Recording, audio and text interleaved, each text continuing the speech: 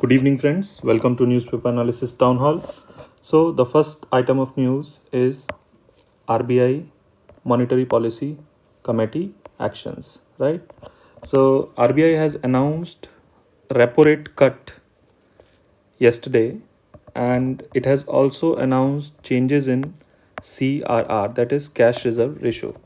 So, before moving on to this topic, let us try to understand some basics, such as what is monetary policy. So, monetary policy are the actions to control money supply in country, and it also controls the credit conditions in country. Now, what is the objective of controlling money supply and credit conditions? To achieve price stability and to support economic growth. So the overall objective of monetary policy is this one. Now, as per RBI Act, Monetary Policy Committee has been constituted for the first time in 2016. It is a committee which has 6 members, out of which 3 members are from RBI and 3 members are from government. Decisions are taken by majority. The chairman of this committee is RBI governor, and he has the power for vote in the case of tie. Moving on, let us try to understand what is repo rate and what is cash reserve ratio.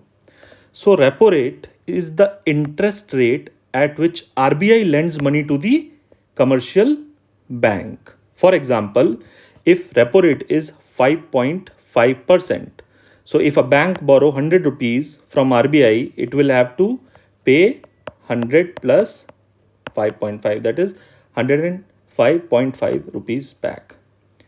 So this is the essence of repo rate. It is an interest rate at which RBI lends money to commercial banks. Okay. Now, what is cash reserve ratio? Cash reserve ratio is the percentage of total bank deposit that must be kept as reserve with RBI. So this is a deposit of a commercial bank. For example, if a bank has 1000 crore deposit and the CRR is 3%, it means that bank will have to keep 30 crore with RBI. So that this 30 crore is not available for lending purpose. Means bank cannot lend this money. This money has to be kept with RBI. Right? Now, just a clarification that 100 basis point means 1%. So what has been the mandate of Monetary Policy Committee? It has cut repo rate by 50 basis point. It means it has cut the repo rate by 0.5%. It was not expected, so it is a cut that is more than expected. Now the repo rate stand at 5.50%. Okay.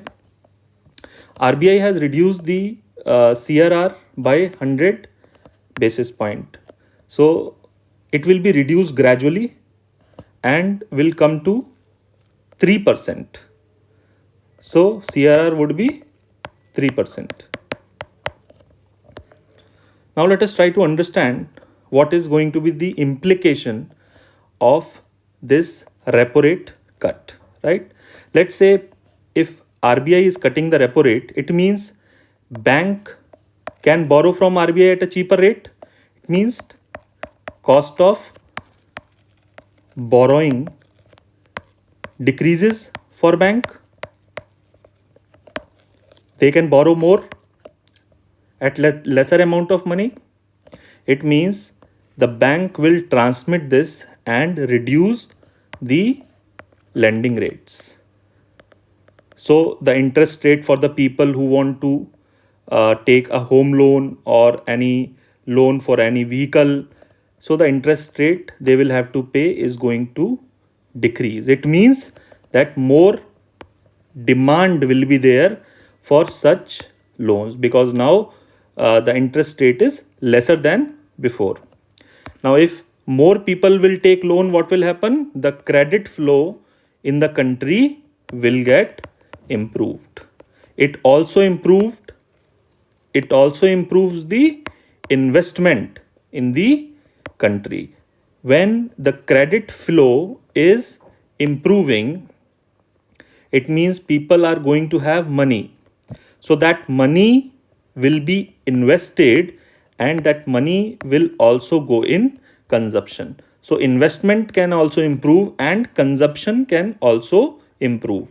Now, when these are improving, it will lead to improvement in the aggregate demand of goods and services in the country. Now, when this aggregate demand improves, it will improve the GDP. And if GDP is improving, and if it is not a jobless growth, then there will be improvement in job creation. So overall, economy can benefit. So the immediate impact of RBI repo rate cut is that loans interest rate will go down. It means more people now can buy loans, or the EMI shall be decreased. It will benefit the people who have taken loans. On the other hand, the interest rate of fixed deposits will also decrease. So people who have their money in banks will get lesser interest rate, right? Now let us see what is the impact of reducing cash reserve ratio, CRR. So if RBI reduce CRR, so here we have seen that if CRR is 3% and if a bank has 1000 crore, it will have to keep 30 crores with RBI. Let us assume that the CRR is now reduced to 2%. It means 20 crore. It means that 10 crore are now available with bank for lending purpose.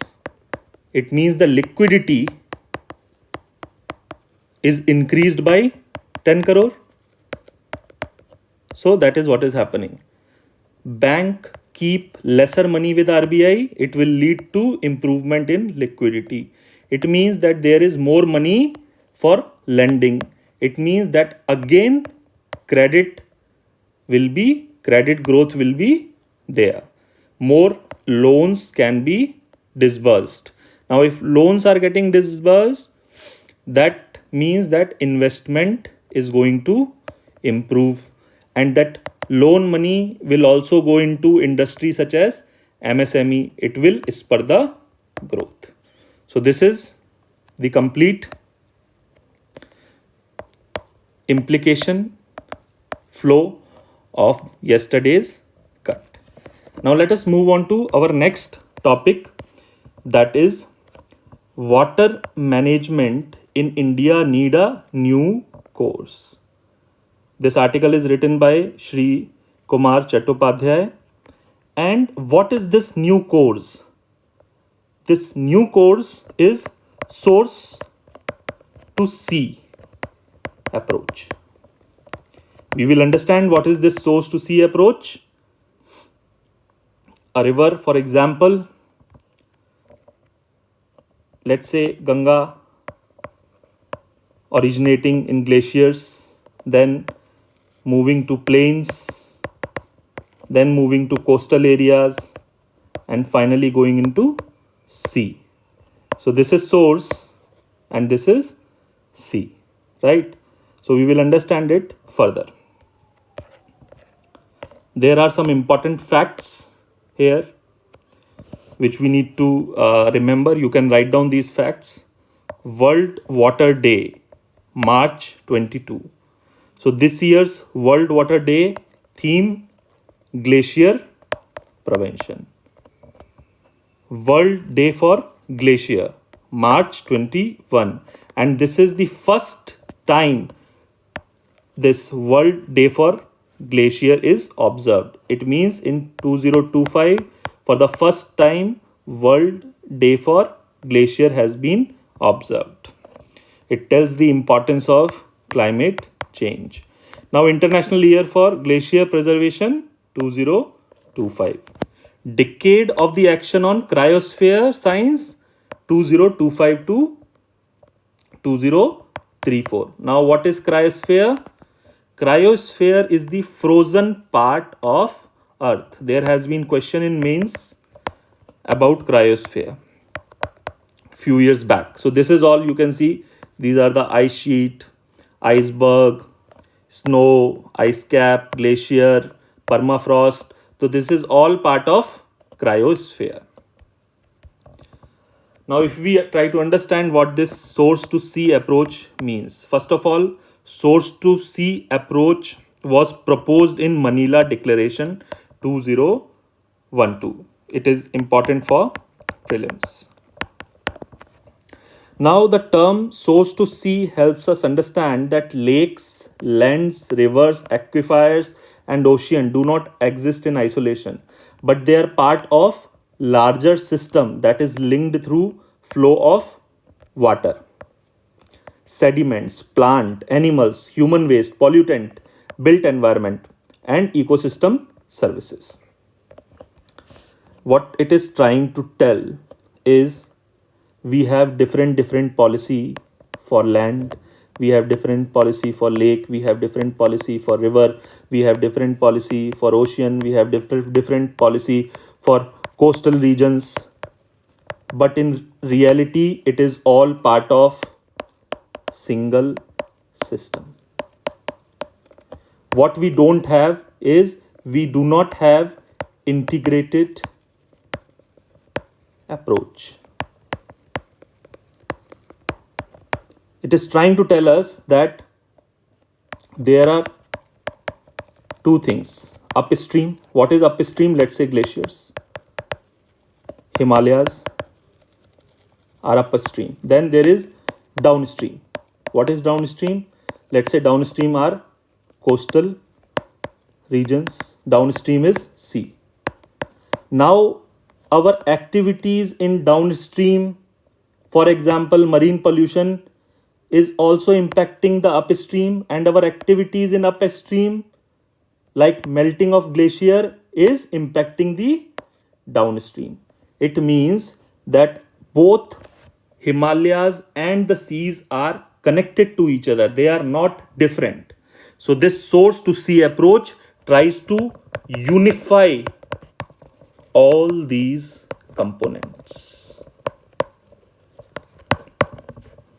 And what is source to sea management that this article is telling about? It incorporates the linkage between ecosystem all the way from mountain to ocean. All the way from mountain to ocean in both policy and practice. So that is also what we are missing right now. It brings together all stakeholder, whether it is government, private sector, local communities, indigenous people, NGOs, scientists, etc., etc. Now let us see some of the issues in water management of India as enunciated in the article. Before that, Niti Aayog has said that water stress might affect 600 million people in India and can lead to loss of 6% of the GDP. It means water stress is very real and it is going to be very dangerous. Now, what are the problems with water management? Overuse of groundwater. So we are using huge amount of groundwater for agriculture purpose, for drinking purpose. Then there is river pollution. More than 371 stretches of river are polluted. Now 50% of the solid waste is treated. Rest 47% is going somewhere into river or seas. Then in India, there is unequal access of water. Now, as you can see, there are areas which are both, plagued by flood also, and that same area is also plagued by drought. We have some states where too much water is available, and in some state there is too less water that is available. Then we have fragmented governance. It means that same river is going through multiple states, and there are multiple political jurisdictions. Therefore, there is difficulty in harmonious policy. And then there are a lot of interstate water conflicts also. Obviously, there is climate stress. Glaciers are melting and it is having a lot of impact. Now, there are some suggested reforms. So, the first suggested reform by Shri Kumar Chattopadhyay ji is that we should adopt this source to sea framework in our river basin planning. And this is integrated water resource management, whether it is of land, freshwater, coastal water, open seas, lake, etc. The planning has to be integrated. Then the time has come for creation of National Water Commission. There is need to link SDGs. SDG 6.5 say integrated water management. Then SDG 14.1 says reduce marine pollution from land activity. And then there is need for nested water governance. It means that governance which start from village, district, to state, to nation, and in case of rivers which are having multiple, which are flowing through multiple nations, now global. It needs to be integrated. Thank you so much for seeing this lecture. If you have any questions, you can just comment. We will try to cover more topics from Monday onwards. Now next lecture will come on Monday. Thank you.